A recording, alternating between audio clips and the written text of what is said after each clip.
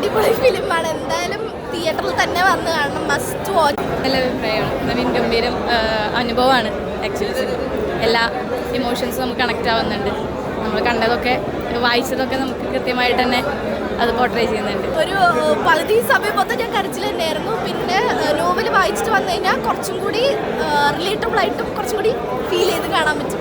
പിന്നെ പൃഥ്വിരാജ് സാർ പൊളിയായിട്ട് അഭിനയിച്ചിട്ടുണ്ട്. പുള്ളിക്കാരൻ നല്ല എന്താ പറയുക വേഴ്സറ്റൈലായിട്ട് അഭിനയിച്ചിട്ടുണ്ട്. നമുക്ക് സിനിമ കാണുമ്പോൾ തന്നെ മനസ്സിലാവും. പിന്നെന്താ ഓസ്കാറിന് സാധ്യതയുള്ള ഫിലിമാണ്. പൊളി ഫിലിമാണ്. Must watch. സിനിമ എങ്ങനെയുണ്ടെന്ന് അത്ര വർഷത്തെ കഷ്ടപ്പാടാണ്. നമ്മുടെ മലയാള സിനിമയുടെ സ്വന്തം അഹങ്കാരം എന്ന് വിശേഷിക്കപ്പെട്ട നമ്മുടെ പൃഥ്വിരാജ് കുമാരൻ, അദ്ദേഹത്തിൻ്റെ ഏറ്റവും വലിയ ജീവിതത്തിലൊരു വലിയൊരു ടേണിംഗ് പോയിന്റ്. മലയാള സിനിമയിൽ ഇനി ഒരേ ഒരു രാജാവ്, അദ്ദേഹം ഇനി ഭരിക്കും മലയാള cinema. Number 1 director Blessy sir, ഒരു രക്ഷയില്ല. ഒരു വലിയൊരു പാൻ ഇന്ത്യൻ മൂവിയാണ്. ഓസ്കാർ നേടാനുള്ള എല്ലാവിധ ഇതും ക്വാളിറ്റിയും നമ്മുടെ ഈ ആടുജീവിതത്തിനുണ്ട്. ഒരിക്കലും ഒരു സിനിമ നമ്മൾ കാണുവാണ് അല്ലെങ്കിൽ പൃഥ്വിരാജിൻ്റെ പടമാണെന്ന് നമുക്ക് തോന്നിക്കുന്നേ ഇല്ല.